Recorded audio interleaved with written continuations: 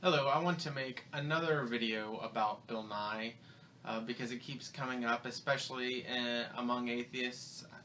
And I gotta say, I just don't get it. And even biologists, not just atheists, but I don't get why Bill Nye is getting so much shit for this. I mean, the people that are there already believe what they believe. Are these people going to be, after this debate, will they start being published in reputable journals? Are people who believe in evolution going to stop believing in evolution? Like realistically, what do we have to lose? And to me, I just don't see it. I don't see what we have to lose. We keep talking about giving them platform, but what does platform do? When we're already losing battles in states. To me, it just doesn't connect. And so I want to take, because I watched the video of an atheist named Hemant Mehta. He's a blogger at friendlyatheist.com. And I want to take his approach and maybe give Bill Nye some advice. I know there's no way he would watch this, but this is really just how I think atheists should deal with this problem in general. Or atheists, I shouldn't say that. This is how I think that people who believe in evolution, including many Christians, many religious people, this is how they should deal with talking to people about creationism. The first one I would say is probably the most obvious, and that's stick to the facts.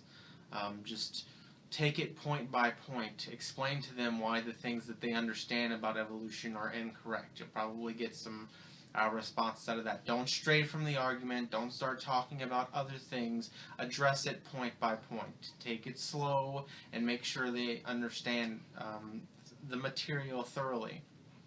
Another thing that I think that a lot of evolutionists can do, and maybe even a point they could take from Jesus, is to use analogies that really connects with people.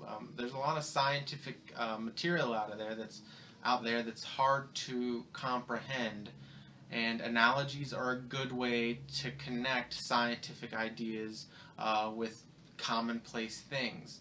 I think that'll be a very good approach too.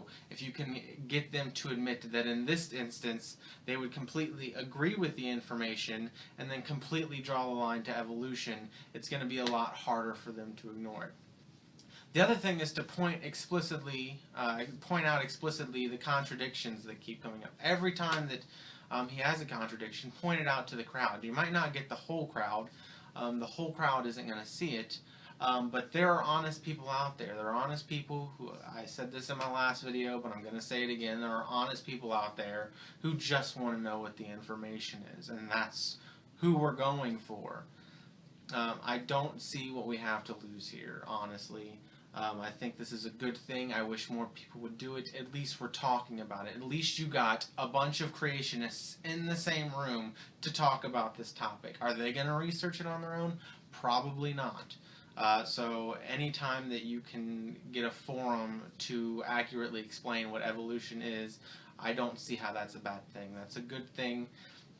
Again, I think that if you just stick to the points, if you use analogies to explain the more complex ideas, and if you point out the contradictions, point out the logical fallacies, explain a few things, show how he is explicitly lying and taking things out of context, I really think that you're going to reach a lot of people with that. I really think evolutionists in general would reach a lot of people with that, but apparently there's this, I had no idea, and I'm kind of ashamed of it, this huge pompous attitude in the scientific community that says that we can't, in public forums, I'm not talking about having this at a university or putting in a classroom. We're talking about a creationist museum, going to a public forum to discuss unscientific claims and explain real scientific concepts. I don't see how that's damaging at all. So again, I wish Bill Nye good luck. If you're out there and you believe in evolution and you understand biology, please start having this conversation with people. Don't listen to, I know I'm disagreeing with a lot of evolutionists out there, and some who even have their doctorates, but it's not what is it doing? Okay, so they understand biology. I really think some of these people don't understand people as much as they think they do. And this is coming from someone who used to be Christian, by the way. He used to be a fundamentalist Christian. So this isn't something that I'm just making up off the top of my head. I used to believe these things, and I know what it takes to persuade people that this stuff isn't true. I wasn't really raised in a strict secular household. My mom's not necessarily a conservative Christian, but I did ardently believe in these things, and I was persuaded by truth. I was honest about it, and just listening to people who were debating creationists, I came around. That's how I came around. So if it worked for me, it's going to work for people out there, and that's how you get people to start acknowledging the truth of evolution. There's really very few other ways to do it, because some people don't have the resources. They don't know about it. They don't know where to go. They're just told what they hear in church, and this is a place where they're going to get something different, and I just don't see how that's a bad